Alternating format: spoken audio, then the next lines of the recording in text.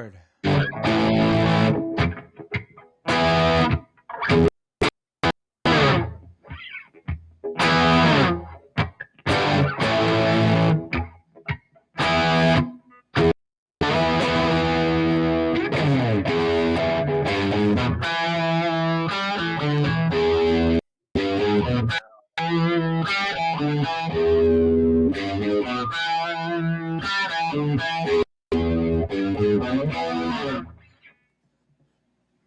Ooh, that's Prophet Station Radio. That's producer Jim on the guitar. We got Michelangelo. Michael is drawing us a masterpiece right now. Can you show the camera what you're working on so far? Oh, for sure, yeah. Oh! The restraint. I did get a new haircut, though, which I know y'all are already talking about. Oh, yeah. Chat, go off on the hair. We got some great hair right now. We've got handlebar yeah, mustache. I couldn't see, your mustache with my sunglasses on. These are the dangers of podcasting with sunglasses, man. Right. Yeah, that's great. We'll see how it MC. goes. Hey, you just stepped on my intro. Come on now. I'm MC JC. I'll be your host for this evening. We got some fucking we got 2 movies that we watched for the episodes, men. They're not too good, are they? Can we just go back? What was your intro there? Oh, Hair of the Dog by Nazareth. Okay, that's pretty righteous. Yeah, and if we want it, I've got some fun trivia about the tune and the band. Ooh, okay. Yeah, give us some trivia. Yeah, let's go. Yeah. First of all, sick ass name. Right. Nazareth. Sick ass name. Yeah. And, the title of the song, "Hair of the Dog."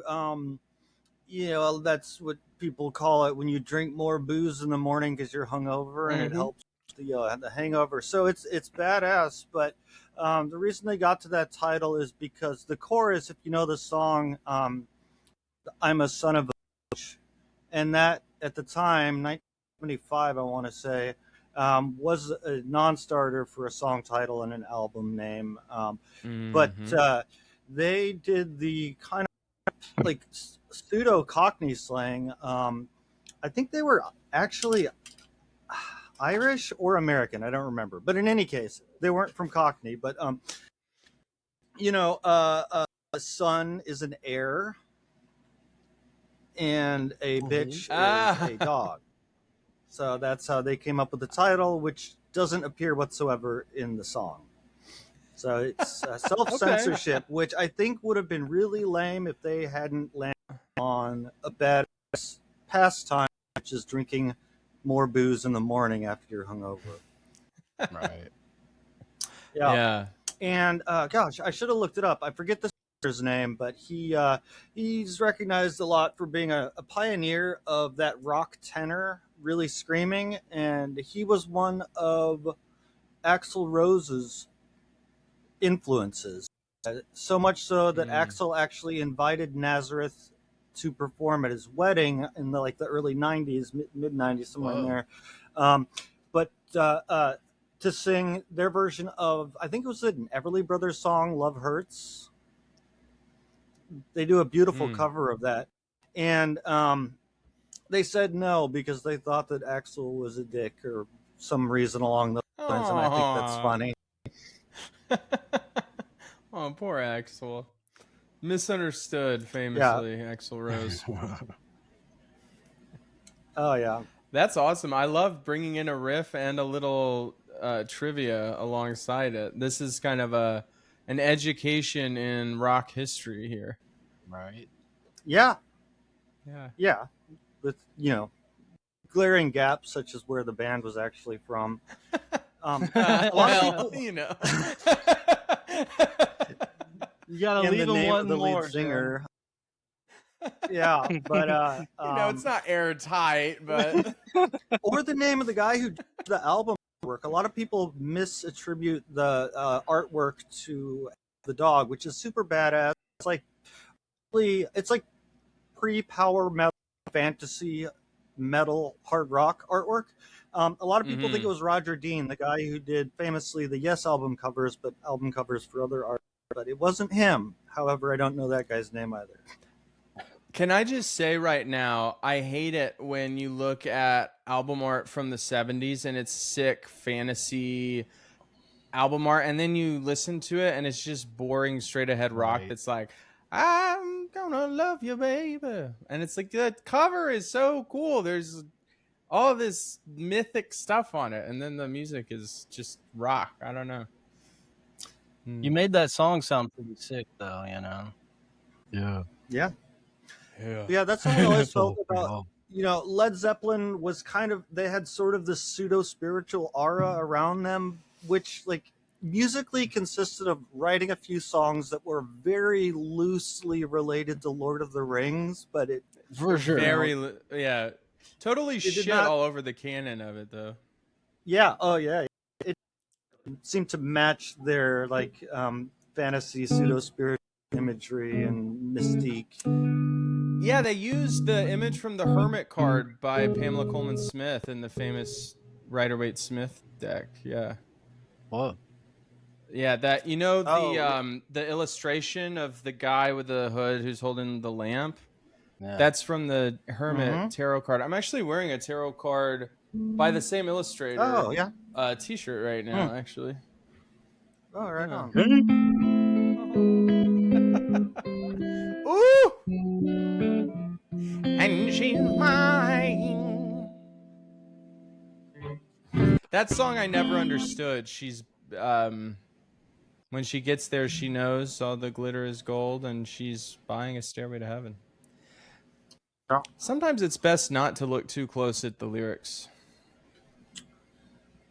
Kind of let the vibe happen. A band like them, that's where, like, prog rock kind of takes exception, but for a lot of that stuff, for sure. But no, I mean, the entire story of Tales from Topographic Oceans is amazing. That's true. That's so true. I feel like we ended up watching two movies that we're going to talk to each other about today, and they were both so bad that I feel like we have to talk about them, because I don't want to have seen them and not gotten something out of them. I agree entirely. Yeah. Not good movies. Not good movies. Don't watch what we do. Yeah, no, I gotta admit, one of them I fast forwarded a decent amount of, because it was just a lot of nothing. Yeah. I'm Do you willing want to start with that one? Sure. Yeah. So I'm willing to be surprised, but I think I know. Yeah, it's got to be Melania, right? I mean, what the fuck? Dude. Okay, so just let's set the scene in case someone hasn't heard. Right. Amazon/MGM cut a deal with Melania Trump, our first lady. God bless America. Our first lady, hottest first lady for sure, and an immigrant from Slovenia. Shout out to our Slovenians, Jim. First non-U.S. born first lady since Abigail Adams. Whoa, she Brit or what? Isn't it? I didn't look it up. I bet Abigail, with a name like Abigail Adams, she's got to be from. Isn't it? Isn't it? I'm from London, and I'm the first lady. Either I'm from vote for my husband. Abigail. I love how. Oh, Abigail, isn't it? Fatty ain't mean what you think it means. Jim, that was sick, dude. Okay, so here I want to lay out some facts. Did you guys look into who directed this documentary? Oh yeah, of course. slash propaganda piece? I did no looking into whatsoever. Can I go off for a second? Oh, can I please, go off? I did a little investigation for us, man. Yeah. Did you look up his grandfather too? But go ahead. No, okay. So this director, he is Gen X trash case number one. You look at him, Brett Ratner. Okay, now he's the son of God. I don't want to disparage him too bad, but I do have some really troubling information to report, ladies and gentlemen. He directed the Rush Hour film series, Jackie Chan. No way. You remember, right? He directed Red Dragon with Anthony Hopkins. Yep. He directed an X-Men movie. He directed Hercules with Dwayne "The Rock" Johnson. Now, listen, folks, then what happened was in 2017, he got extraordinarily Me Too'd. He had like so many women coming forward with really bad the really bad stuff. And so he fled to Israel. Folks, he was in the files. He shows up in the Epstein files. There's a picture of him sitting on a couch with Jeffrey Epstein and two young girls. Eesh. Oh, it could be innocuous, right? So, yeah, I mean, it could be innocuous. Oh, I'm setting you up because they were obvious. They were clearly canoodling. Yeah. He's Brett Ratner. So why did he return to the U.S.? Because he was commissioned by the American president to start production on Melania, according to Wikipedia here, which is a film backed by Amazon MGM Studios. Yeah, so that's sort of the that's our auteur. That's the auteur that brought us this documentary, which I think mostly is just B-roll stitched together over a ChatGPT generated script. Oh yeah, sorry, I might have been spacing out, but did you say that Ratner did expatriate to Israel? Mm-hmm. Yeah. I refer to it as fleeing. Oh, sure. Fleeing to Israel. He legally immigrated to Israel. That's our man Brett Ratner, and he had a vision, and he brought us that vision on January 30th, 2026. Melania shows 20 days in the life of Melania Trump as they are preparing to take back the White House. It's like the 20 days before they move into the White House. And well, about 15 minutes in, it'll feel like it's about 3.5 hours in, but 15 minutes in, we find out Melania is a Catholic.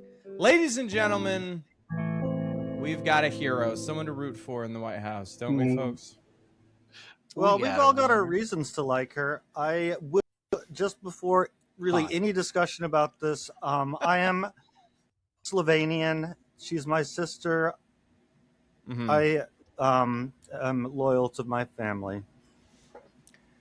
So producer Jim shares the Slovenian connection.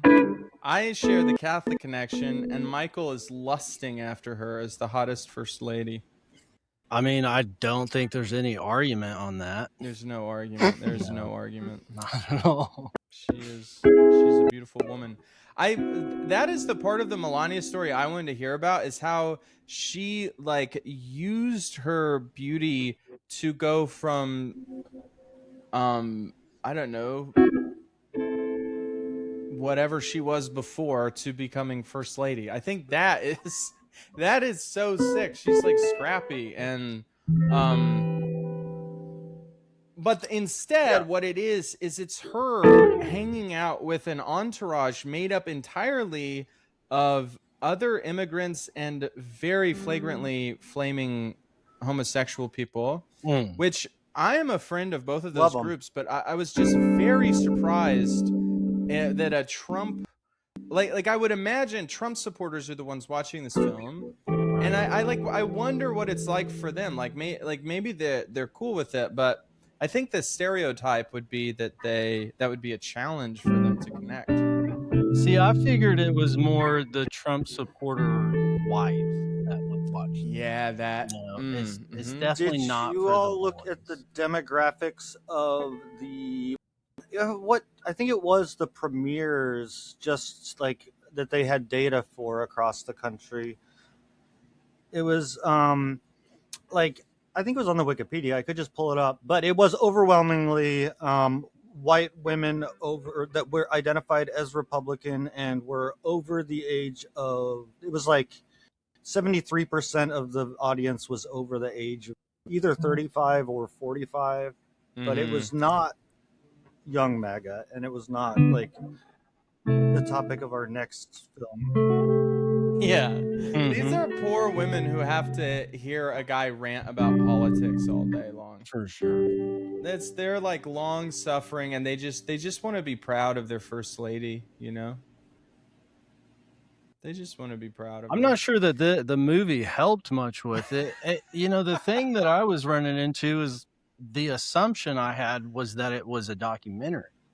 But the whole thing was so performative that, it felt like a movie production. Yeah, a couple of notes on that. So Melania herself was the producer. She designed the logo, which is her name, in a relatively generic and safe, but indeed stylish font. But she described the film specifically as not a documentary, but as an experience. Ooh, okay. That is what you say when you have failed to produce a compelling through line that has any kind of narrative, or you have push or satisfaction. Right. It's like when you have food that you can't legally call it's like legally I can't call this butter, but I can call it dinner spread. She can't it doesn't legally meet. Do we know how did the movie how did it get rolling? Like, who brought the idea to who to make it happen? Well, Wikipedia has an answer. There were stories. One was that either Melania pitched it to Jeff Bezos herself, or someone from Amazon pitched it to one of her assistant's aides type things.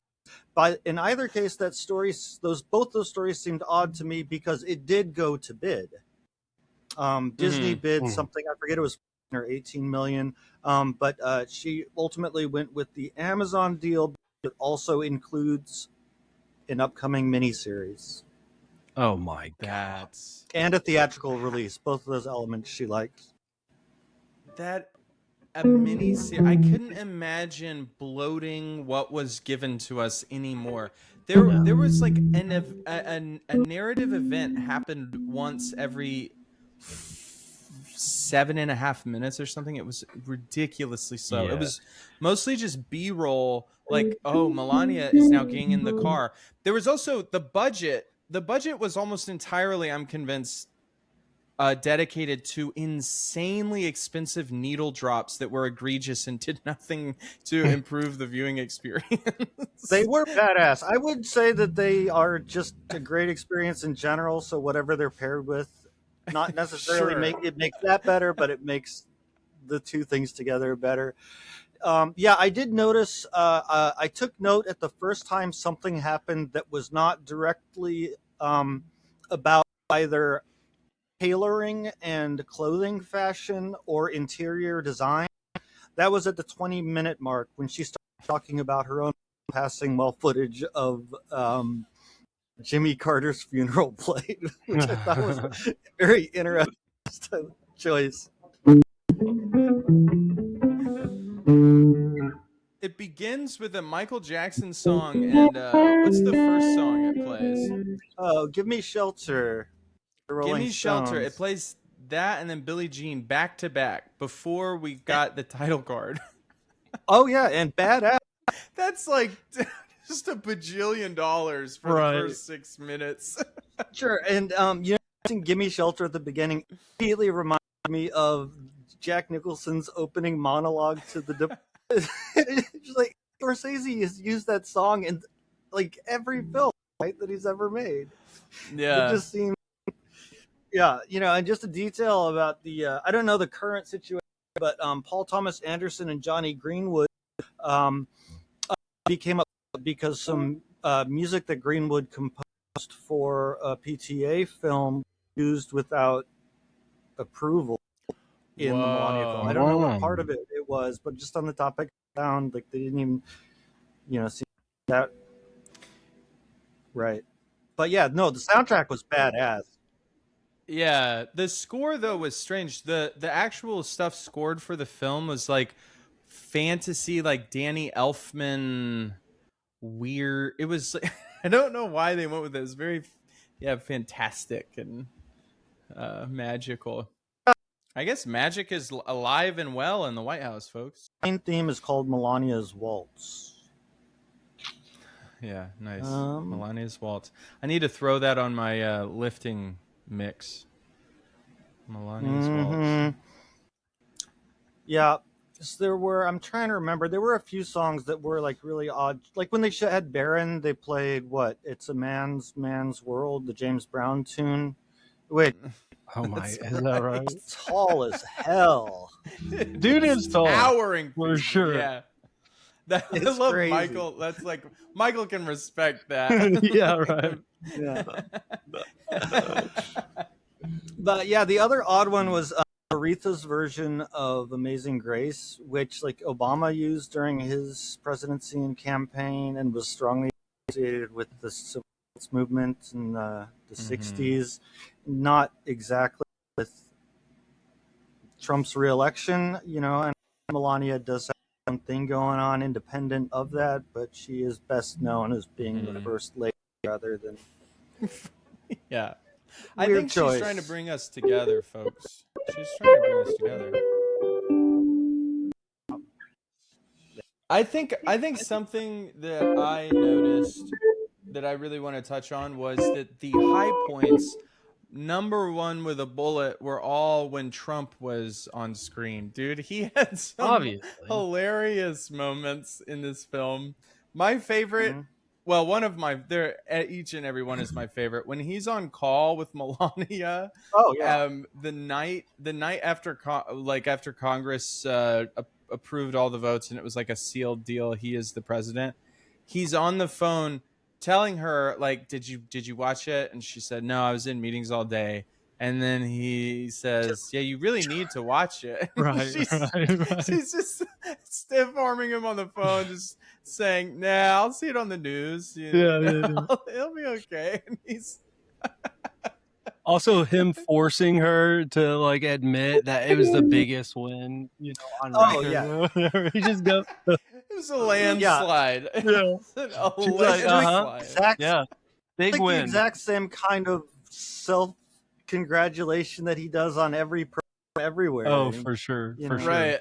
You know, and granted, like probably the phone call was relatively staged and obviously it was filmed, so maybe it's not the tenderness with which he addresses at all times, but it was like really bizarre to me how similar it was in his appearance everywhere. But you know, consistency, there's something to be said. He's a very authentic candidate for that reason.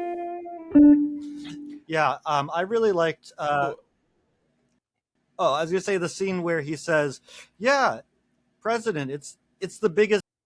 Don't you say it's the biggest deal or it's the biggest thing? Yeah, it's the biggest thing you can be. Yeah. Hell yeah.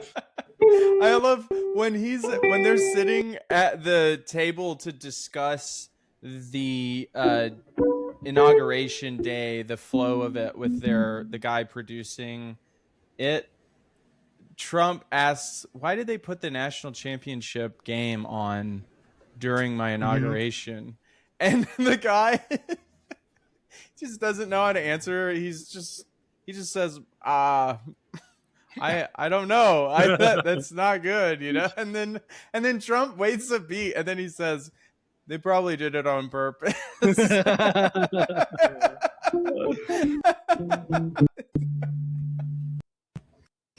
Yeah. Oh man. Gosh, and then I like, he points out the original Monet in honor of the John F. Kennedy family. Yeah. I forget what, like, very. I mean, I guess, not everyone esteems Monet at the same level, but it just seemed like a very flippant appreciation that it was there. Yeah, it's so flippant that I was waiting for him to reach out and touch it and be like, "Oh, you see right here." It's so bumpy. right. Yeah, I like a touch of Van Gogh. Boy, the couple that I've seen in person, like that texture would be fun. Yeah, that shit casts shadows, man. Right. Yeah, it'd be fun to pour like melt silicone on it and then peel it off and get the the negative. They have this like new art reproduction. They have an art reproduction method now where they use some kind of laser mapping of the surface, and then they actually print it. It's a 3D printing method that gets you the exact texture. I mean, exact. I don't know how exact, but a texture that. So you can have a Van Gogh that you can actually touch. That's it's not doesn't cost $15 million. Yeah. I think for me, something that was really interesting watching this film were the shots of Mar-a-Lago, and realizing that there are people who think Mar-a-Lago is cool, and then that had me wondering, could I figure out what it's like to think Mar-a-Lago is cool, and can I get in that headspace and actually see it as cool? I found myself occasionally thinking like, oh, this is maybe the first time I've seen like wealthy people have decent taste, but then immediately after that thought, you see something that's disgustingly gold.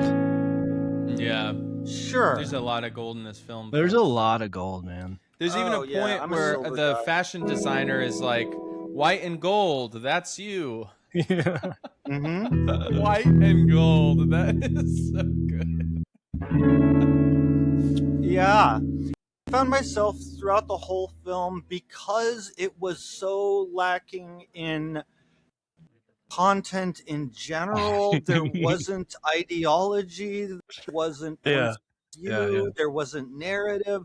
All it was like showing off the glamorous aspects of holding that position, but not in a way that was like particularly gaudy. I kept finding myself thinking like, people are watching this, I assume, and feeling like this is the pinnacle of power in America, and it's like just like being chauffeured around in an SUV that has armor in it and flying in like the shots of the inside the Air Force One and at Mar-a-Lago. It's like, is this really what? And this will tie into my view about the Manosphere. It's like people are still stoked about this kind of completely useless and hollow opulence. Well, it had me wondering, like, what was the actual point of it? I mean, if it was propaganda, you would think that there's some reason to have it. But who is it for, and what is it supposed to be doing? Yeah, it didn't seem like it was trying to convince me of fucking anything. Right. Go off. What's your... Jim knows so something. I felt like it was for those older women Republicans that are not engaged with policy, just like maybe in some cases just going along with their community or unfortunately with their spouse or whatever, and are not like ideological at all. It's like to hold on to their vote as the midterm approaches is my view. It's like when there are things that could make that demographic rethink just voting in for Republican ticket default, this gives them something that might maintain their support. Yeah, because it was very... I noticed something about it. it was very normie coded. I don't mean that as an insult to normies, but I think one of the issues that Trump kind of has is that a lot of his supporters are sort of weird. It's a couple of camps that are kind of weird and a little over intense and building the bunker, kind of guys. And yeah, so I could see that as a way to kind of get normie women who also, I think that if you're like that, you probably are jealous of, I think Michelle Obama did a really good job of like having a PR, just like really glowing PR all the time. I think you'd probably, if you didn't like the Obamas, you'd be like jealous of that or something. I don't know. Yeah. And I think some people think Mar-a-Lago is cool. And they just for sure. I mean, I would not mind a weekend trip there right now. Really? Yeah, come on, man, on the beach. Yeah. A mojito. Kick your feet up. Why go to Mar-a-Lago when you could go to Epstein Island? We have, dude, Mar-a-Lago is such, we have Epstein Island at home bullshit. Right.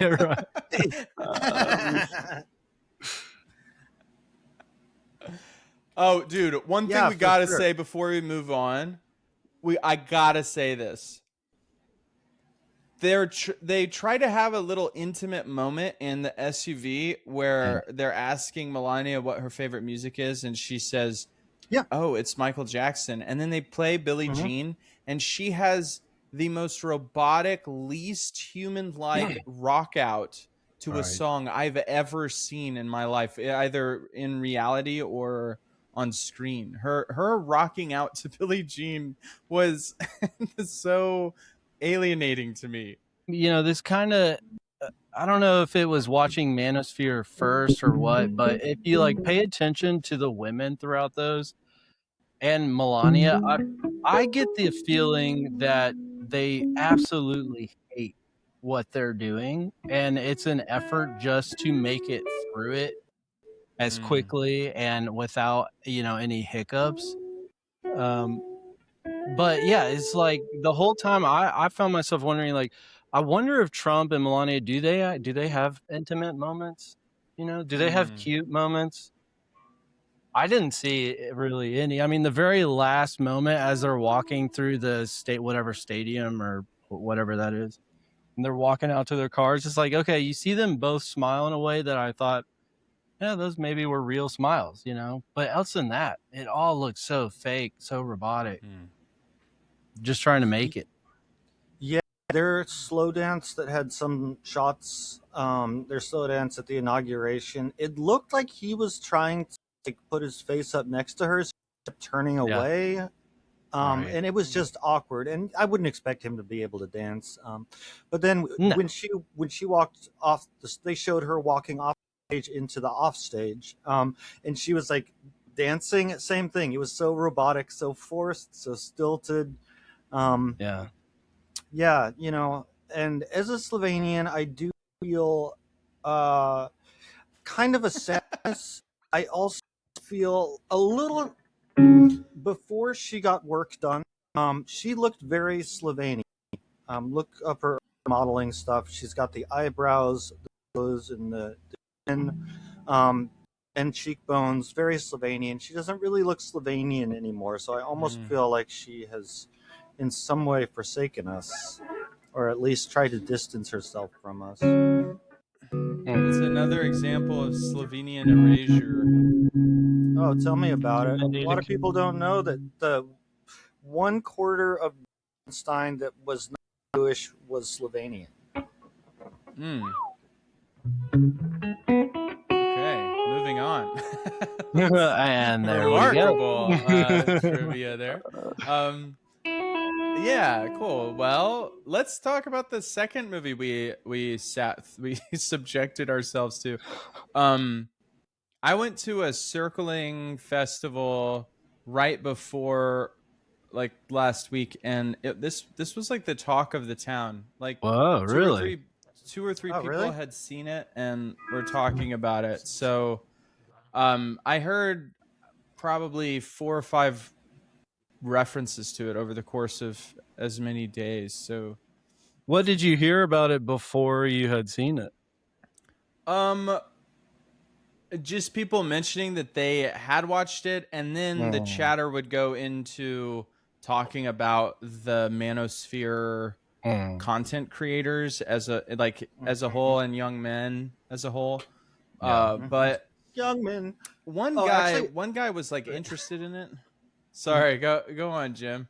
Producer Jim, what you got? Oh yeah, I tried to do some research to see whether there was any like on the record explicit indication that Donald Trump was aware that the Village People were gay and that YMCA is about hooking up with men in the shower room. And YMCA is canonically a gay anthem. Yeah. Oh yeah, for sure. And that's awesome. But he's made no indication. No, I could find nothing that made him even acknowledge that the song has anything to do whatsoever with gay culture. Seems almost, I mean, it does seem rude to the gay community and to the artists. The Village People have gone back and forth with their views on his use of the song, between disagreeing with his policies and having some outspokenness, or just saying, well, he's legally using the music, so I guess it's okay. So, okay, I want to talk directly to the audience right now. If PSR, if you get us big enough to where we can get a press pass to White House briefings, we will ask the hard-hitting question. We will send producer Jim into the fray, and he will raise his hand and he will ask straight up, does the president know YMCA is a gay song? We got to make that happen. That is a commitment we are willing to make. We will get producer Jim on the first flight to DC.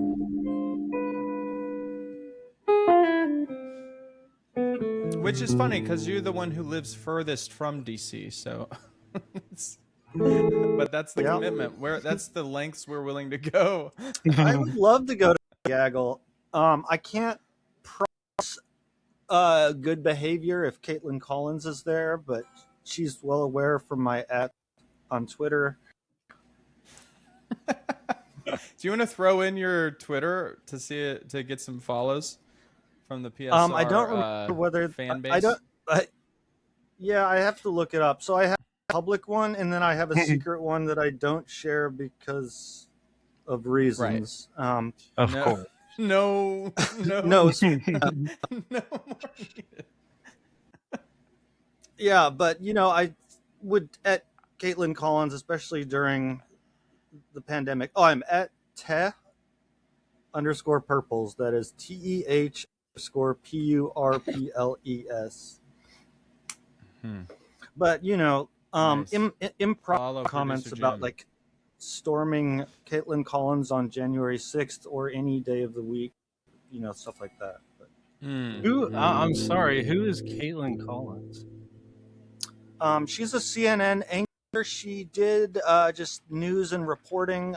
She was the person at the White House for a while, but she took over Chris Cuomo's primetime show on the network when Chris Cuomo did an oopsie daisy involving his mother. The Cuomos, man.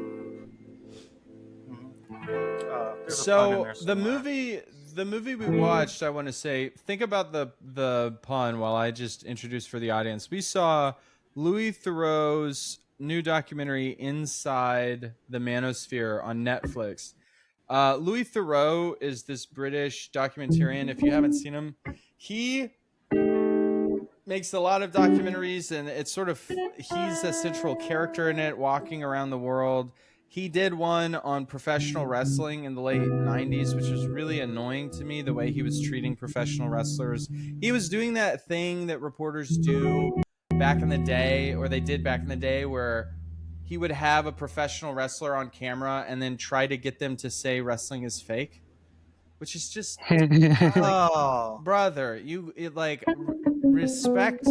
These are not just athletes. These are some of our greatest living artists. Professional wrestling is America's greatest art form that we've given the world, and they deserve respect. Ladies and gentlemen, this is a PSA from PSR. Also, do not do kratom.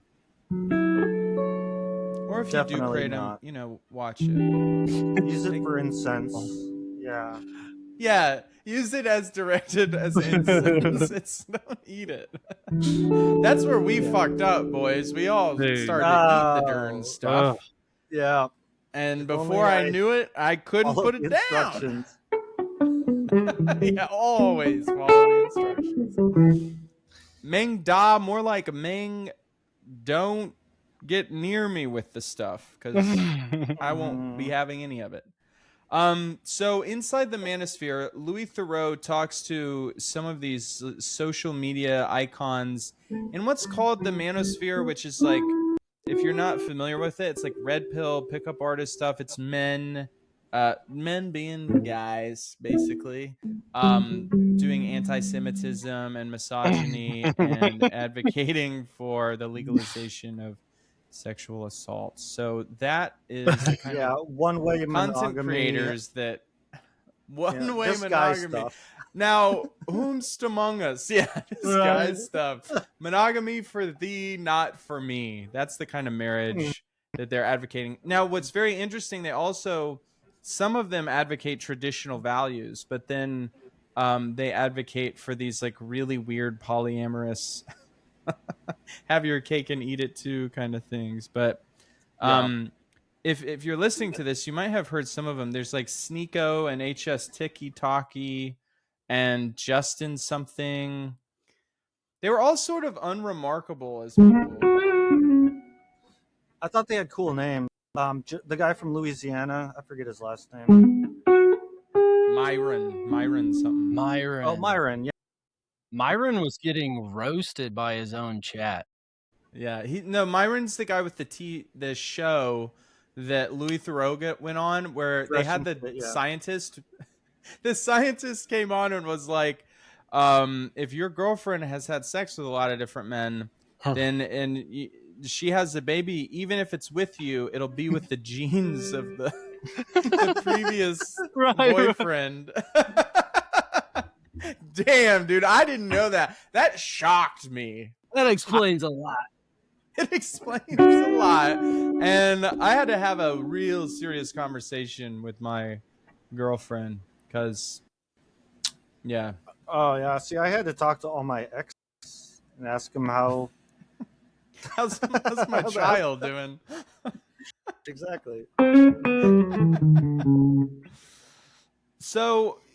I know that the polite thing to do is say that all the Manosphere guys are bad boys and they should go into timeout and that they're no good and the things they say are destroying our society and trapping a generation of young men in an ideology that is despicable and harmful to them and to the young women that they share the world with.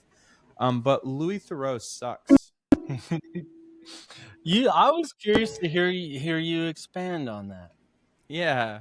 So I want to take that back. It's not very nice to just say a person sucks. Also, a person I don't know. So let me walk that back. Let me immediately turn that down. Yeah, just immediately distance myself from what I just said. Louis Theroux is the son of God and my brother, but he the way he engaged these Manosphere people was through, at least the way the edit was, had him grimacing and sort of talking to them as if it's common sense that what they believe and say and promote is bad. I didn't really see him offer anything that, if I was an 18-year-old boy, would sound remotely like it's in my corner. Something I've been thinking of lately is, say you're an 18-year-old boy again. No thank you. But say you are, and you're in a room, and there's like 20 people in there, and only one guy is saying your desires to get laid and to make money and to make a name for yourself. There's only one guy saying that those desires are good and he'll help you. And he's got an Instagram profile that appears like he knows what he's talking about. And then, like, who is going to get your attention? And then if there are other people who are like pointing at him and saying he's bad and toxic, and then they're pointing at you and saying you're bad and toxic, I'm not going to listen to them. Fuck you guys. I'm going to go with the guy who says I'm okay and my desires are okay. And it's like okay to be a young man who doesn't really know how to do this stuff yet. And he's going to teach me. Like, of course that's appealing. I don't get the weird hand wringing, like, how are they getting young men's attention? Like, they're relating to them as people who have valid desires and needs. Like, whoa, yeah. And I know that, like, a guy like Louis Theroux is just worried about the way that these people are telling young men to behave or to meet those desires. And I know that, you know, minimizing that, I don't want to like minimize that there's concerns there, but it's also on the just a fundamental level, like, you're not offering young men anything. You're this scrawny guy who is just grimacing and like uncomfortable with what's being said. That was one of the things that, because, you know, I had heard that this guy makes great documentaries. The Scientology one is the one that, you know, I was hearing about. So I was going into it expecting, you know, something pretty interesting. And it was, but not because of the way the documentary was made, just because I'm not super familiar with what people in the Manosphere say, you know. So it was interesting in that way. But I found myself wanting some sort of analysis of what was causing this, you know, or what could an alternative be, you know. And it really never reached that. I mean, there was little moments where he was giving some sort of articulation of why these people would think this, you know, and it essentially came down to like psychoanalysis type stuff, is at least how I was hearing it. But still, I feel like as a cultural thing, he could have offered a lot more as far as analysis goes, and even criticism too. I mean, it could have been something more else than just letting them say what they say and have that hang out there, you know.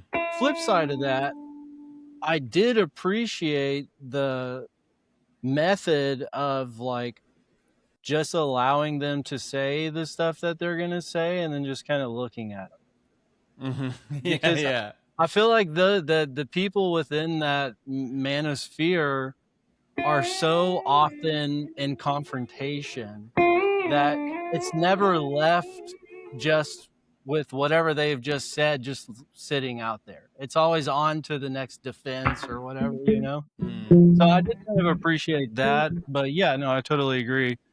It's like, okay, so what are we going to do with this, you know? What you just said, what I felt like was more interesting than anything in the whole documentary, highlighting how the form that these Manosphere guys have taken up, the stream and social media, like Instagram Reels and TikTok and Twitch streams and Rumble streams, it just creates a certain kind of hype. You just have to be hype and confrontational to get interest there. And so they have a method of doing that. It's like they're just getting engagement. That's one thing I really noticed, especially about HSTikkyTokky, when you saw him interact with his mom, and he was actually didn't seem that remarkable. And he even said, I'm promoting stuff I don't even care about. I figured out how to win this game of social media. And essentially, I think that's kind of just what's going on, is that they're putting out a really extreme product because it's hot. It like gets attention. It's not, none of the people struck me as having a real ideological worldview or some kind of thought out philosophy. it was just sort of countercultural, sort of like, nah, boys rule, girls drool. Yeah. What do you think, Jim? Yeah, I felt like, definitely they're just exploiting a market in a relatively venue of media. Um,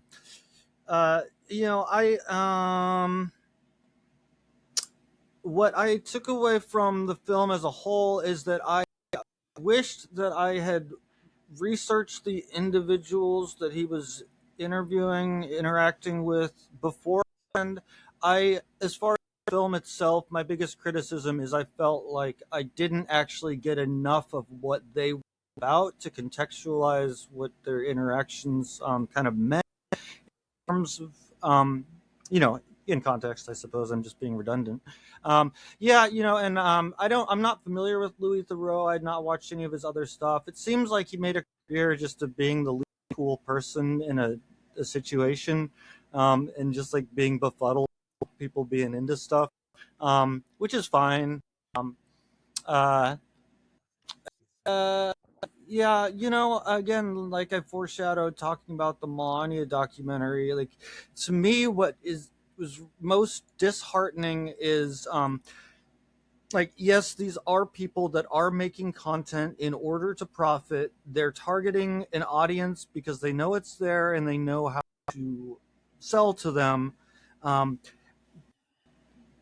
But what I found disheartening is that there's a market for this kind of stuff. That young men still think that like sex with women that are hot and with no other qualities about them except that they're hot, and lots of them, and having multiple of them, or making a lot of money with no, like, maybe having an unnecessary fancy car is the only tangible objective I really extracted or like inferred. Or making a lot of money. These guys had nice apartments and stuff, and they were dressed nice. Like, it makes me sad that people in 2020 still think that is where it's at, and that's a problem. Much bigger people capitalizing on the market and producing controversial content. I felt like most of the guys really were not ideological, and like and HS was the best profile, but he was also the most explicit about saying like, yeah, I'm, specifically with OnlyFans accounts, I'm making money off referrals for something that I personally espouse as being bad. Something Right, that if he's my daughter were quote to unquote anti-porn. Yeah. Right. Yeah. Yeah. So, and it's like, sure, you can't really, I mean, you can blame someone for making a buck off of something that's bad at heart, but you can't make a buck off something that's bad at heart if there's not a consumer base that product. Yeah. And that's where the problem's brought up in the film. I don't think the problem is these dumbasses doing their shows. I think the problem is that people find something in them, and that's why I thought the most important and revealing part of the documentary was the time spent with the two gentlemen who I think who did they specifically like? Which one of the people? HS, or was it a different one? I don't remember which of these dweebs they were into. And I call them dweebs because they're unreflected and have bad taste in what is good. But I think the Justin guy. Oh yeah, the Cajun boy who had like his wife who then showed up. Yeah, and that guy I felt like had the most humanity, and that made me most interested to see what his content was like, because I got the vibe that he was, making his money, also trying to live a more purposeful life on the side, but there wasn't enough information given for that not to be part of his show, his spectacle. But yeah, the two guys that really to him, and especially the one that had been homeless for a spell and talking about his mentioning his brother taking his life and then saying that he didn't believe in depression. You know, it's like not only is it toxic, but like people who, you know, are looking for something, some substance for their life, purpose, that they're finding it in this shallow, superficial, dog eat dog sort of mindset is uh, unfortunate. Summarily, I blame the internet. I agree with you that those guys, when they follow the two guys who watch this stuff and love it rather than the people who produce it, it was way more interesting because those guys, something I noticed, like I see what you're saying as far as toxicity, but there's also what I noticed in them was that what they were getting out of it was a lot of motivation to make life happen. And I think that there's something beautiful about that. Something that they were remarking on, especially that one guy who talked. One of them spoke a lot. Yeah, the other guy didn't speak very much. Yeah, he was the silent type. But something that they talked about was Tall. Yeah, tall and silent is typical. It's as a short talkative person, I recognize this as I'm the short talkative one. Yeah. I'm the perfect height, amount of talk.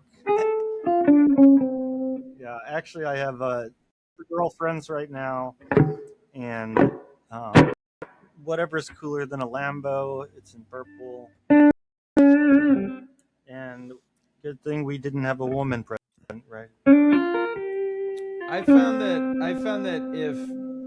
if what guys are getting out of these voices is motivation to not wait for someone else to fix their problems, but to go get after it, which is what they were describing. I think that is the heart of what young men are hungry for. And if there's only one guy you find hawking it, then you're gonna take it. Like you have to take that. You can't. It's like not an option to, yeah, to just sit and play video games and not live a fucking life as a man. Like that's no option. There's no, and I'm not saying that that's a true dichotomy. But if you're an 18-year-old kid and those are the two options you see, then it's like, yeah, I don't want to be a soy boy beta cuck. Like that doesn't seem cool. Like I want to go get it, make my life. Yeah, I agree. I'd push back on two things. I really would have liked the timeline for the guy that had been living in his car for a spell of his getting into this type of content. I think, you know, if this was part of his pulling himself up by the bootstraps, getting over his brother's death by suicide, then, you know, that's great. If he was watching this stuff and then he ended up living out of his car, those don't align as well. But my bigger pushback is that, you know, there's a lot of people who like stuff that they hear and see. I think the internet makes, maybe I'm just paying more attention to it, something about the internet. I think it is because more people are producing non-professional content. You know, it used to be newspapers, and then there was radio. Which is fine. Yeah. Oh, yeah. And then TV, whatever. And now we're on the internet, so a lot of more DIY producers, which can add a lot of intimacy to the content. And for a good grifter, a lot of opportunity to appeal to emotions and exploit people in ways that aren't like in their essence produced, you know, as like company products. But I do, you know, there are a lot of people who watch stuff and great, and they don't do it at all. And you ask them, and they say this person's a big inspiration, you know. So I think giving people, you know, I think like when I wanted to be an NBA player, did like watching all the games and being a big fan of Robert Horry, like didn't make me practice more. It made me feel like I was cooler when I was playing basketball. Right. Yeah, that's the thing. I feel like a lot of it, you know, I don't know if it's just like my assumption that is based off of nothing, but I mean, I would assume that for the most part, it is not an inspiration that people are getting from it, and more it's just a sort of good feeling of someone agreeing with them, you know. And he did at one point, Louis, say something about the tendency to be drawn to oversimplified understanding of the world, and I think there's something to that for sure. And to hear someone, you know, giving this this oversimplified story in a way that is also bolstering you personally as like a young white guy, you know, I feel like that's got to feel good just in and of itself, you know. I mean, but at the same time, you know, I don't know, maybe people are going out and working out more because of it, or like trying to get a new job or something. If that's the case, that's awesome. And you know, those, no matter what you would say about the people making that content, it's still like, well, that's a good thing, you know. Yeah, no, I do agree. You know, and there were people I think it was, boy, that documentary was really dominated by HS, huh? Yeah. Talking about how he was going to be able to support his kids, and he was taking care of his mom and stuff, and like 100% great man stuff, great anybody stuff. It's not just man stuff, but there's also like so many places you can find models and inspiration for doing that without celebrating that a woman wasn't voted president, and saying that women should not have the right to vote, and saying that men should have multiple girlfriends but women should be, you know, there's just so many other places to get that sort of stuff. And you know, we all should be more iron, but yeah, you know, 90s, 80s professional wrestling is a much better, morally, a much better sort. And that and model. it wasn't problematic at all. That's what I like about 90s pro wrestling, baby. Clean as a whistle. I think that I mean I agree a lot with what you guys are saying, and again, it's just but I would say, as far as there probably are other role models, but I think people speaking in the spaces that teen boys are going and putting their heads in, I think, like, rather than like hand wringing that, oh, the like a generation of boys is being ruined or something, it's like something more about, well, what are they getting that they need? I really believe in trying to understand people in their innocence, that we actually don't really understand what someone is doing until you can see them in their innocence. And those boys aren't trying to become toxic, racist, misogynist, homophobe, violent, whatever label, like deplorable label, like a polite liberal would put on them. They're meeting an innocent need, and that's like the place that they're seeing the food that they need to be fed. So it's what it calls to me is to be a little more proactive about, well, how can we feed them really good food that they can see is food for them, and it's in the places they're looking. Like, yeah, I guess I felt more responsible or something. Like, I felt kind of, I'm the problem, actually, because I'm not helping young men, really. I mean, I should do that more or something. If I think I have a better thing for them than HSTikkyTokky.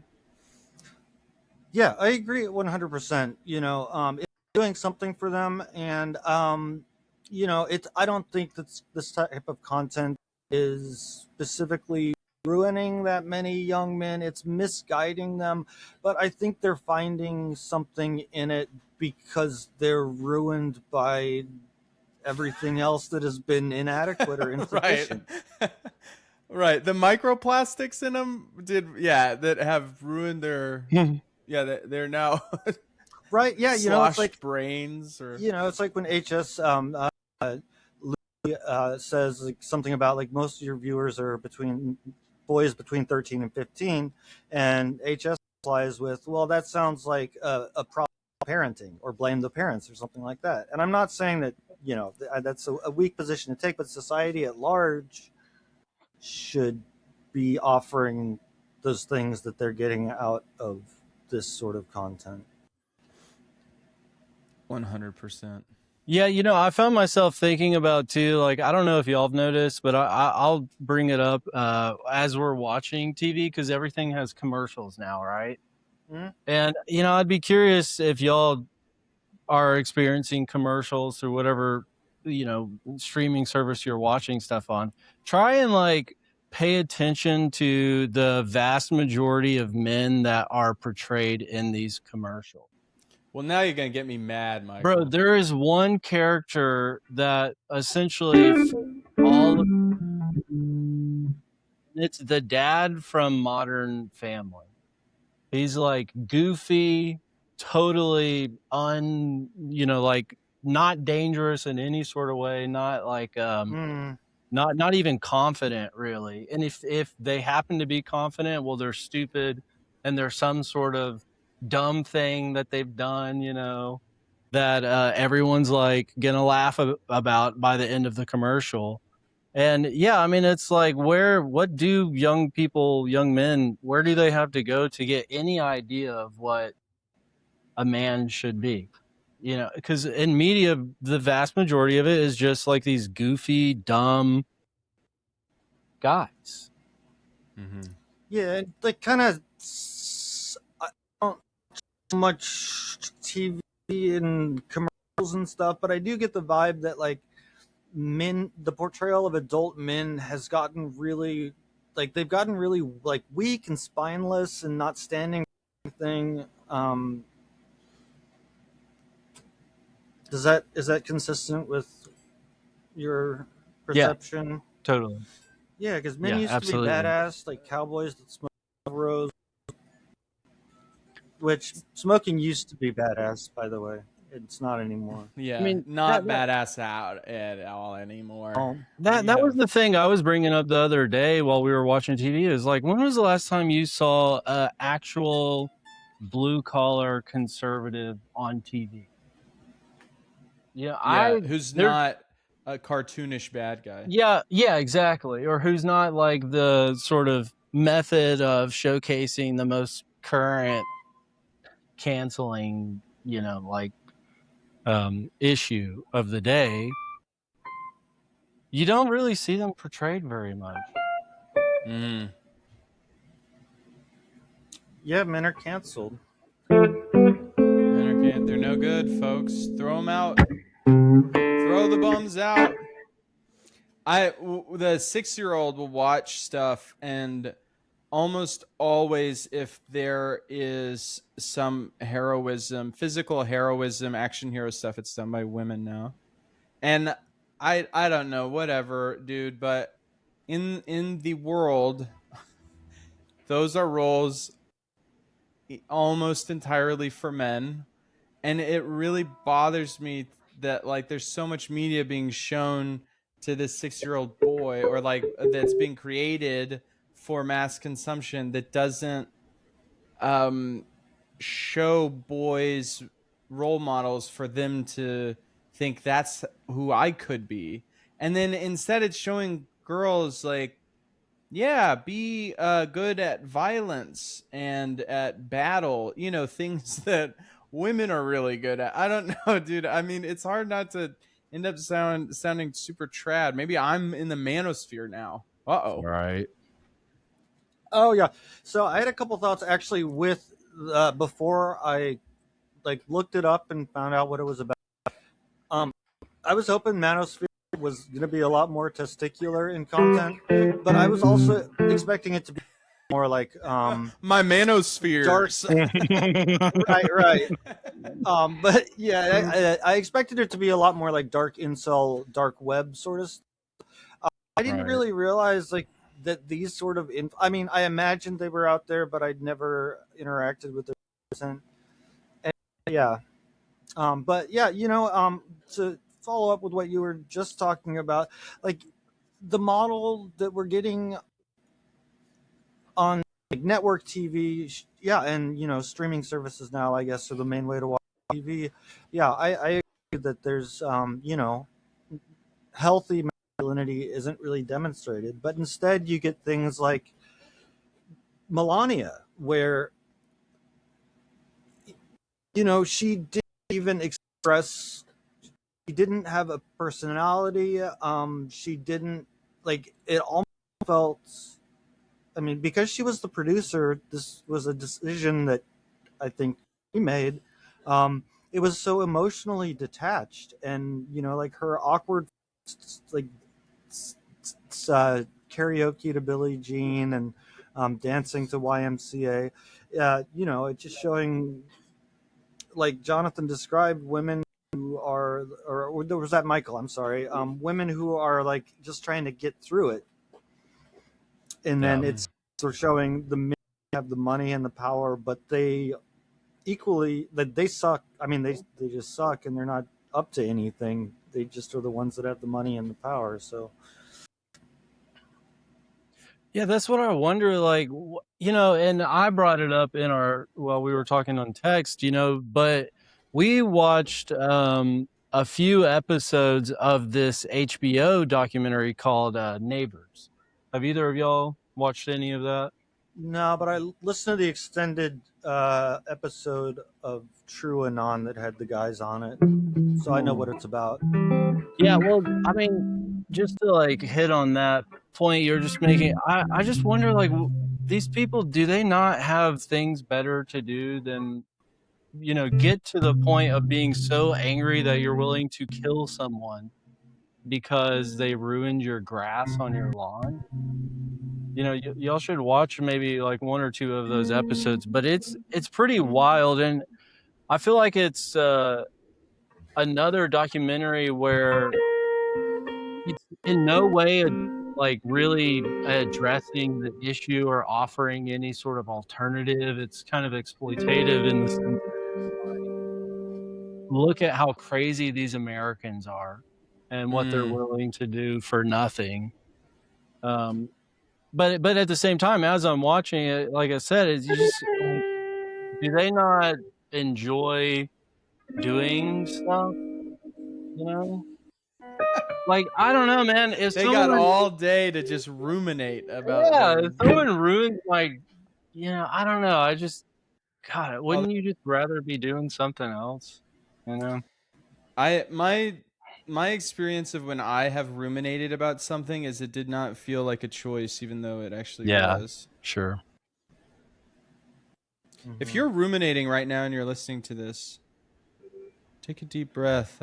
Like, subscribe. Yeah, let it go. Let it go. Or hold on to it and suffer and create more suffering. So that I had a little idea just now talking about the inside the Manosphere is if it was directed by a really good documentarian like Werner Herzog, how much more fun this documentary would be. Yeah, how much more interesting, Yeah. Oh, the men are talking about one-way monogamy. Amazing voice, right? Yeah, dude. Sorry, man. Voice. The wife shifts as the topic of her husband having sex with hundreds of women come up. Whenever the wives showed up, dude, beautiful. That was where the best parts. Beautiful. Yeah. That one guy, live-in girlfriend, one-way monogamy, they claim, who some of that I think is just like, kayfabe. Yeah, that's where I came up to. Like, she answers the door, big beautiful breasts. Giant, bro. Giant breasts Monster. and a baby pump. Right, Dude, right. I'm answering the door to a mansion. Yeah. It fucking ruled, man. And then then they talk about the one-way monogamy where he's allowed to date and she doesn't. And then when they were talking about it, the guy got really hostile, the one who claims to do one-way monogamy. For sure. And he talked about going on dates with women like a boy who was pretending to have lost his virginity but clearly hadn't yet. He was, like, the way he was talking about was so... He was like, date one, the first date, maybe at most the second date, my wife comes up and I show them a picture on my phone of my wife. It's like, what are you talking about? This is not real. What? Yeah, that's like to the where I feel like, man, these guys are just totally full of shit. Because like you said, every time the girlfriends or wife would come in, dude, everything changes. Yeah, they looked all nervous, like they were about to get busted. Yeah. Everyone got so nervous in those. For sure. There were moments where I was recognizing in them feelings that I've had on psychedelics or something when you start to like project your whole like mind throughout an entire social setting, and like everything is being measured in how you react just to not cause any issue or Yeah, but I felt like that the aforementioned well-bosom pregnant live-in spouse, because they didn't get married because of financial reasons to protect him up, which I thought was really shit weird. She described their relationship as they're having their own lanes, and right. Myron's living, or his girlfriend that like in the post log had dumped him, or they broke up, whatever. She alluded to something similar, or she had a similar sort of like he's doing something like that. To me indicated that they're just on their bullshit, and it is bullshit, and that's they make money, and I've made a choice that I like the money, and I am not going to care about that. Which I think is a deal a lot of women through history have striked and will continue to strike, is like, yeah, you go make the money. That sounds good to me, man. Yeah, and in that sense, like earlier I said things about like that men still think that these stupid materialists ultimately not that nice. Like, sure, then it's sure it'd be nice to have a pool, but like, how much does your quality of life really improve if you live in a super luxurious penthouse versus like a normal living? That it's sad that men are still into this, but let me backtrack and instead blame the women. The ladies are at fault. Dude, I knew it this whole time. Here we go. Now we're cooking. The guitar rocking and rolling. Let's let them have it, boys. Yeah. I do think that the funny thing about men chasing money is that they don't ever chase money for themselves. They chase it for status to attract women. I mean, maybe there are some examples where that's not true. I think sometimes there are guys who get obsessed with a certain thing and it ends up being business and they make a lot of money, but they're obsessed with the hunt of it. Right. And they sort of it's like, oh, I'm glad that I got obsessed with stock market as the way I do autism. But the vast majority of money men make is for a woman, right? Not all at once, guys. Well, yeah, I mean, I was more into what you were saying whenever you say status, I don't know. I can't imagine that. Not maybe. Do people get bored of people pretty quick, don't they? Am I off on that? Yeah, because it's like. Yeah. Are you bored of me right now? There's, I don't know. I just can't imagine you going through that amount of effort just to be like, my wife is hot as shit. Wives can get real hot though. Yeah, they can get real hot. Yeah, that is fair. But yeah, I mean, it's just like, yeah, the status. I mean, yeah, I do think it is like a lot of times to impress women, but like, I mean, I still just go back to like living a life of extravagant wealth. It just isn't that much better, and it doesn't like.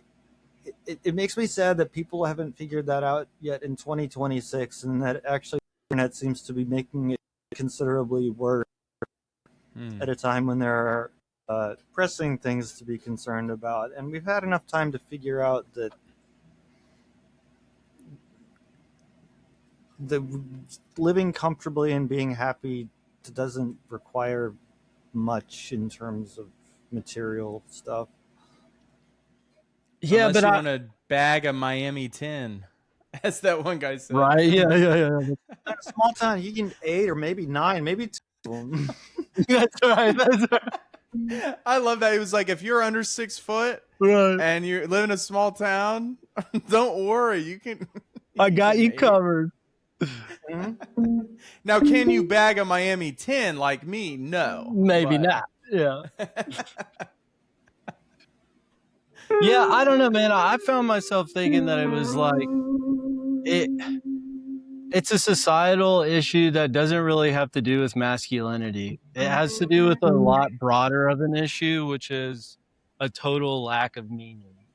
And on top of that, capitalism driving towards more and more consumption. And for whatever reason, that is people's meaning making method right now, is just consuming stuff. And that is so hopeless that, people are just grasping at straws for anything. And then, on top of making more money to consume more, you've got, well, men are also should be able to fuck multiple women, and women should know their place, it's just all so bullshit. And there's nothing that's providing people with any sort of meaning. I mean, like, people don't do religion anymore by and large. And if they do, how many Christians can you go online right now and see justifying like the mass slaughter of brown people in some foreign country? I don't think you can be a Christian and or be religious and hold two things, in a way that is appropriate to religion. Like, you can't. I'm saying that and I'm second guessing myself, but I don't think even people who are religious by and large today have any real meaning in the lives that they live, Again, I'm second guessing myself. Maybe it's like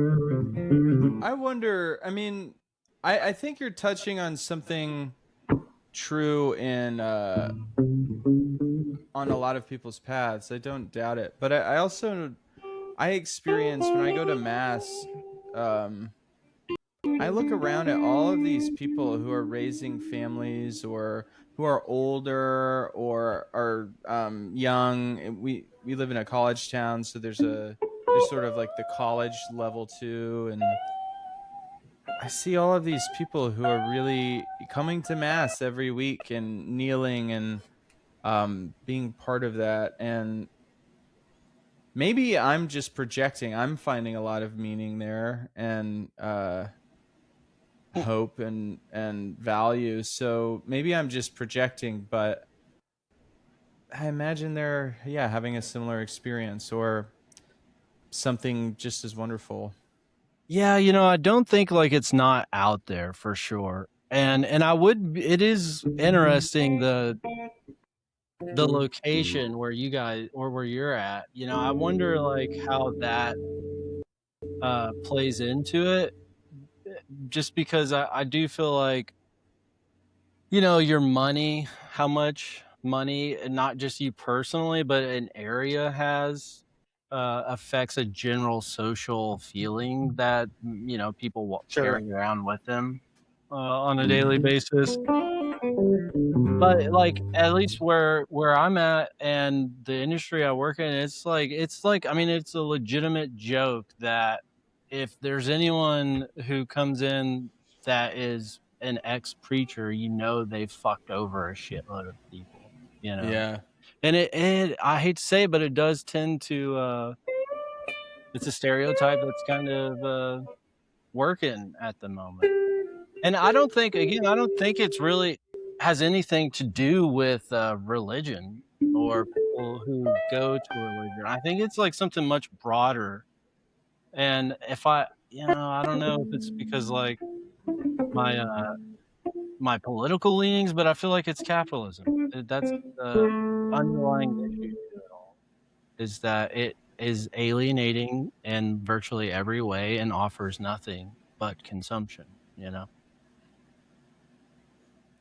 A wise man once said, "It takes all that's solid and melts it into air." Mm.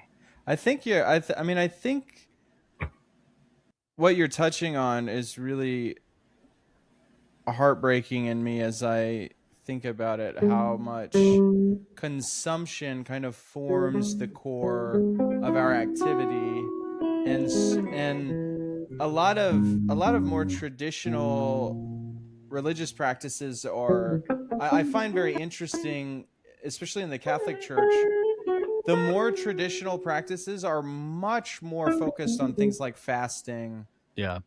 giving up stuff That's the at a opposite. time, right? And it was at a time when people had way less, way like homeless people today often have more things than you would have, if you had a home back in the day. Like, there's just the amount of stuff we have is so much now, and our access to calories is crazy high, and yet something like fasting, it's like a fad thing in health, but it's actually quite rare that people are doing that, like for Lent or something.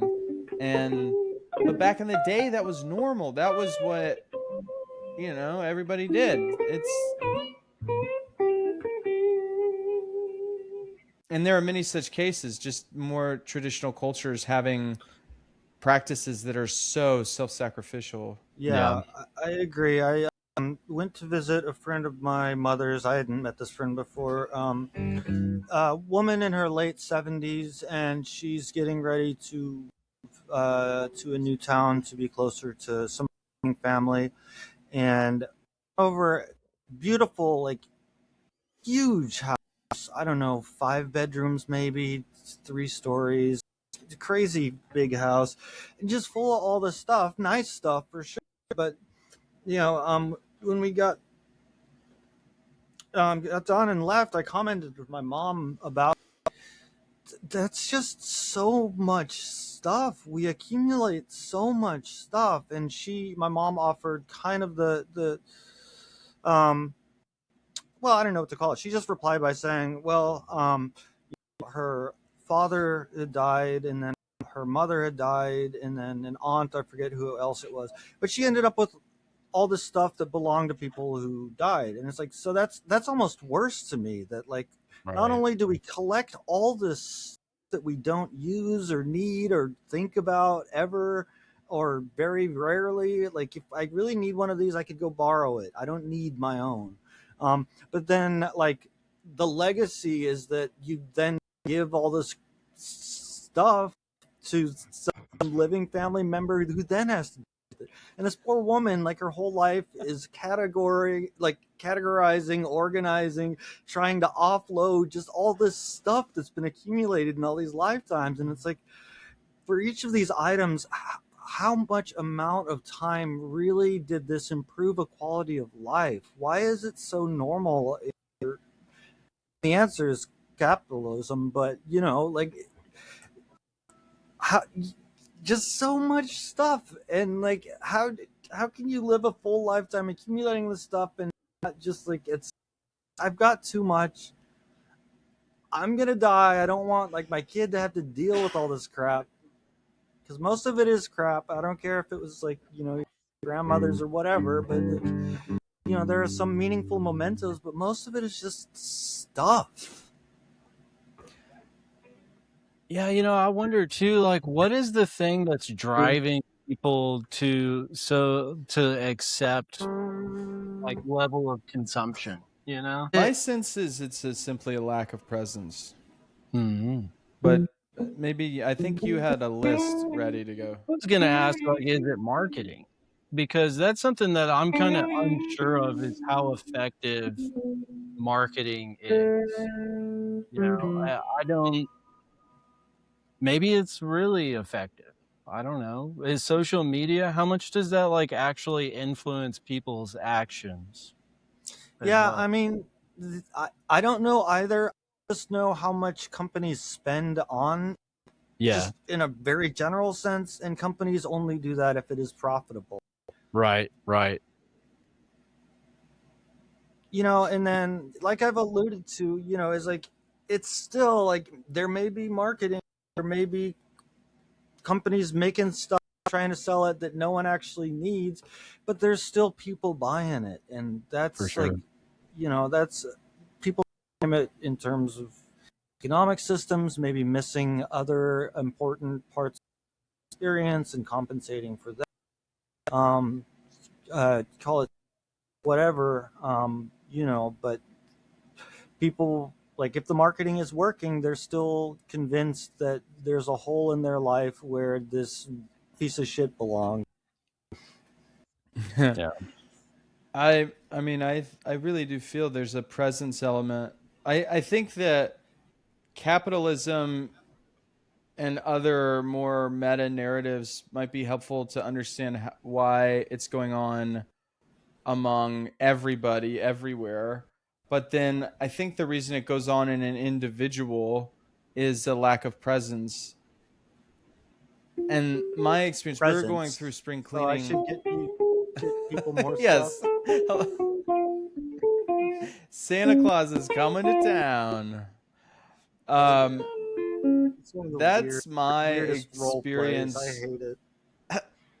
When I'm like, we're going through spring cleaning right now, and I will look at stuff that I purchased, and when I bought it, I didn't really consider, as I was buying it, the production chain, where it would live in our house, and then what my plan was for handing it off. Do I need this for a few months and then it goes to Goodwill? Is this headed to the trash when it breaks? Is it repairable? Is there a version of this that's repairable and more permanent that I could get for a little bit more money? There's just a lack of presence as a consumer. Like, that is a job, is to be a consumer, not just in capitalism. I mean, just as an entity that has to consume calories to continue living in the flesh realm. I don't know. What do you guys think about that as a frame? Yeah, I think there's probably a lot to that. Absolutely. I mean, I think that's like what essentially our entire society lives and dies by, which it is totally a lack of presence, for sure. Because anytime you start to probe any of this shit, just the most minute questioning or critique, it all falls apart really quick, And one of the ways as a consumer that I can reel myself in to a degree is asking, how am I going to dispose of this thing? Like today, for example, just to let y'all in on this, we cleaned out our fridge. That's never good. Yeah, man.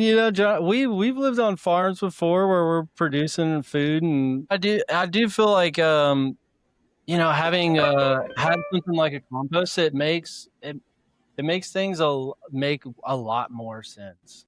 You know, that you can dispose of things. Even, you know, I've heard people argue that like dogs should not be eating kibble, and you don't have to go and make them a 5-course meal or whatever, but just like eat food scraps that are left over in your house.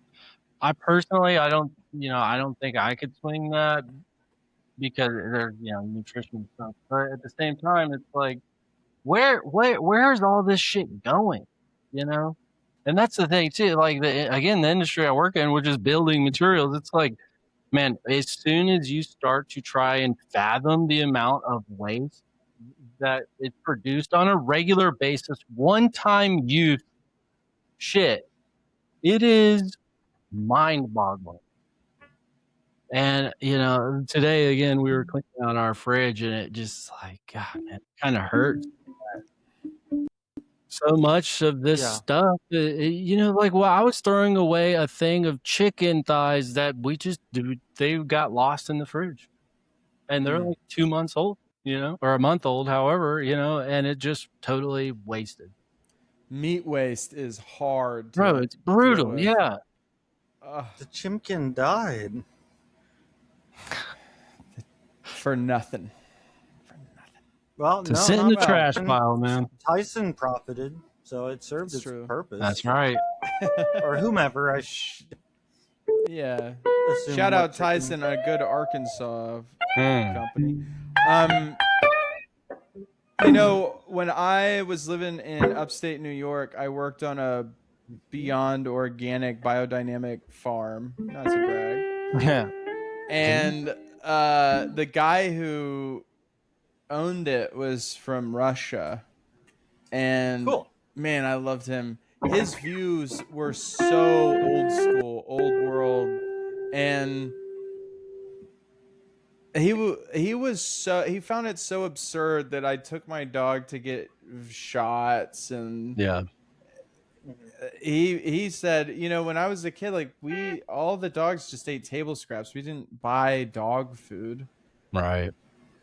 And it does, I think that is such an interesting place to sit with about what kind of narratives are we being convinced of that need to be, like, things need to be done a certain way. When we were flying, the amount of wrapping, just like you're talking about in any industry, this stuff that's made to be used once and then thrown away, it has to be that way. Like, why?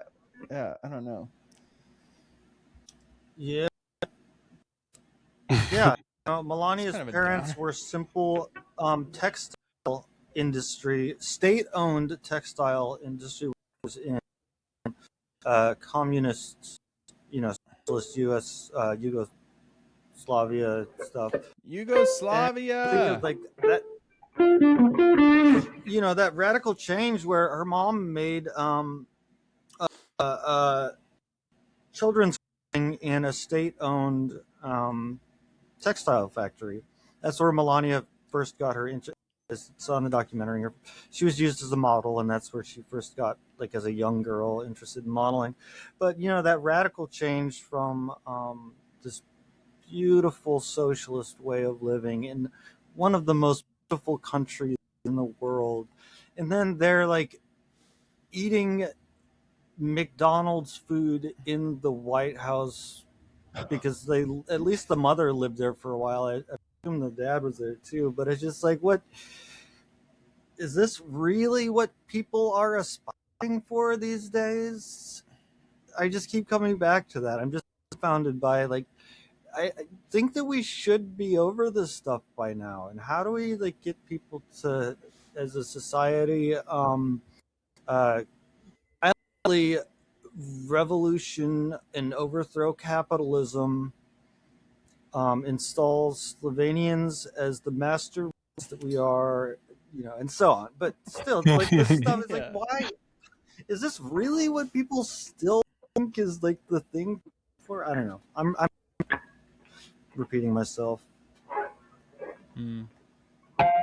I was just thinking today, this issue with 20th century socialist projects were like way too progressive. Yeah.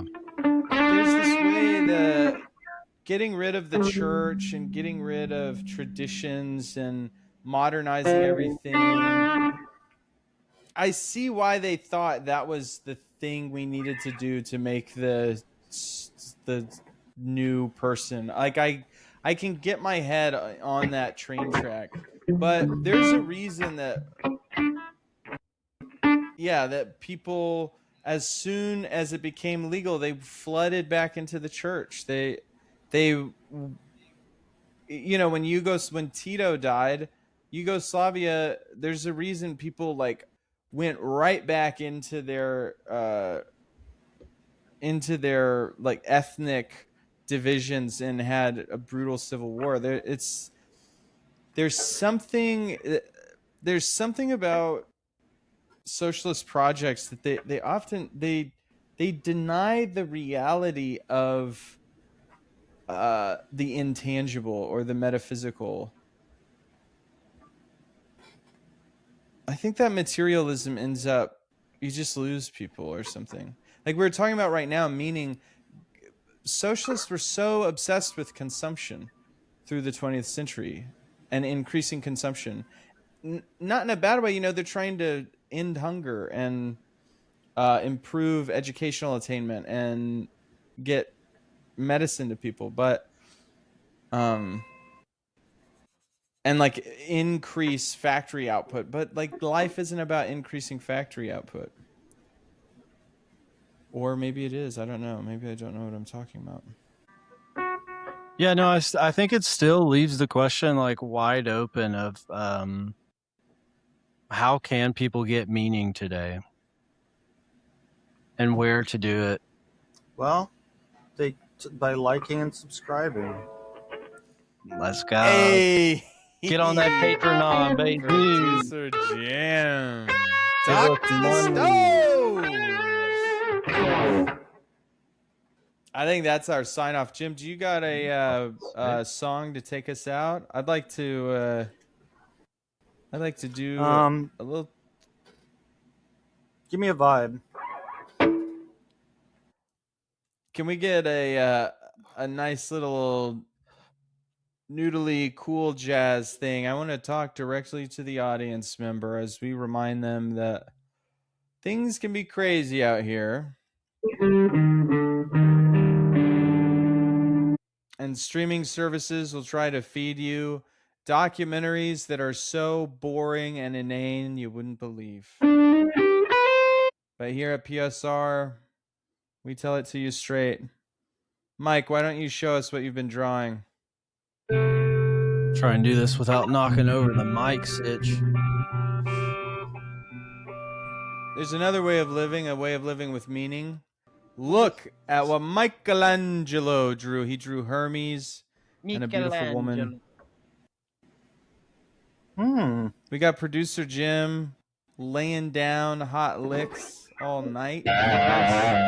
These are ways you can be in the world. This is how you can get meaning. Remember, the prophet speaks in all of us, ladies and gentlemen. Prophet Station Radio. Talk to the stones. Take us out, Jim. Take us out. Michael just spilled something all over him.